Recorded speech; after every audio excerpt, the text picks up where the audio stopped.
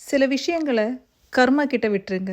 ஏன்னா நீ எவ்வளோ பண்ணாலும் எவ்வளோ கொடுத்தாலும் சில நன்றி கெட்ட நம்பிக்கை துரோகிகளை உன்னால் திருப்திப்படுத்தவே முடியாது. என்ன புரியலையா? இந்த கதையை கேட்டு பாருங்க, உங்களுக்கே புரியும். ஒரு நாள் ஒரு பொண்ணு ஊருக்கு ஒதுக்குப்புறமா இருக்கிற ஒரு மரத்தோட கிளையில அழுதுகிட்டே ஒரு தூக்கு கயிறை கட்டிட்டு இருந்தா. அதே மரத்தோட மேல இருக்கிற கிளையிலிருந்து 2 அழகான மயில்கள் அந்த பொண்ணு பண்றத பார்த்துட்டு இருந்தது. அந்த பொண்ணு தன் வாழ்க்கைய முடிக்க போகுதுன்னு புரிஞ்ச அந்த பெண்மயில் அந்த பொண்ணு கிட்ட கேட்டுச்சு, உயிரையே விட துணிஞ்ச அளவுக்கு உன்னோட பிரச்சனை என்ன?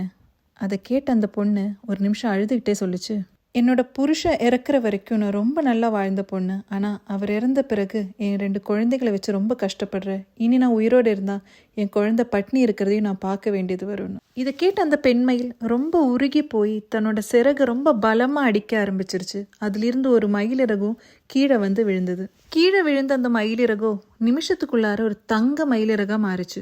எதுவுமே புரியாத நின்று அந்த பொண்ணை பார்த்து அந்த மயில் சொல்லிச்சு, இது ஒரு தங்க மயிலிறகு, இதை நீ எடுத்துக்கோ, உன் குழந்தைக்கு வேண்டதை நீ பண்ணுன்னு. அது மட்டும் இல்லை, உனக்கு எப்போதெல்லாம் தேவை வருதோ நிச்சயமா நீ எங்ககிட்ட வரலாம், நாங்கள் உனக்கு உதவி செய்கிறோன்னு. அந்த பொண்ணு அந்த மயிலிறகு எடுத்து மகிழ்ச்சியாக வீட்டுக்கு போச்சு. அதுக்கப்புறம் எப்பெல்லாம் அதுக்கு காசுக்கு தேவை வந்ததோ அப்பெல்லாம் இந்த மயில்கிட்ட வரும். அந்த மயிலும் ஒரு தங்க இறக கொடுக்கும். இப்படி அந்த மயிலோட உதவியால் வறுமையெல்லாம் மாறி நிம்மதியாக வாழ்ந்துட்டு இருந்த அந்த பொண்ணுக்கு பேராசனால தூக்கமே இல்லை. நான் ஏன் அந்த மயிலுக்கிட்ட போய் உதவி கேட்கணும்? எப்பவுமே போய் உதவி கேட்கறதுக்கு பதிலாக அந்த மயிலை கொன்னா அதோட இறகையெல்லாம் எடுத்துக்கலாமே அப்படின்னு யோசிக்க ஆரம்பிச்சான். அவளோட பேராசை மனசாட்சியை கொல்ல ஆரம்பிச்சது. மறுநாளே அம்பும் வில்லும் எடுத்து அந்த மயிலை கொல்றதுக்காக கிளம்பிட்டான். அவளை பார்த்ததும் மயிலிறக்க கொடுக்கறதுக்காக ஒரு மயில் அதனோட சிறகை பலமா அடிக்க ஆரம்பிச்சிருச்சு. ஆனா அவன் நிமிஷத்துக்குள்ளார அந்த மயிலை அம்பெறிந்து வீழ்த்தினான். கீழே விழுந்த அந்த மயிலோட சிறகுகளை வேகமா பறித்தான். ஆனா பறித்த எந்த மயிலிறகுமே தங்கமா மாறல. அது வெறும் சாதாரண மயிலிறகாகவே இருந்தது.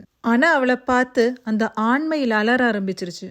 நன்றி கெட்ட மனிதா, நாங்க உனக்கு உதவி பண்ணினோம், உன் குழந்தைங்களோட பசியை ஆத்தினோம்.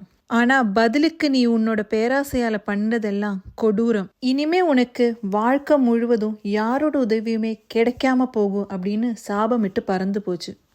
வாங்க பேசலாம். அது உங்களுக்கான இடம் பெண் பேச்சு.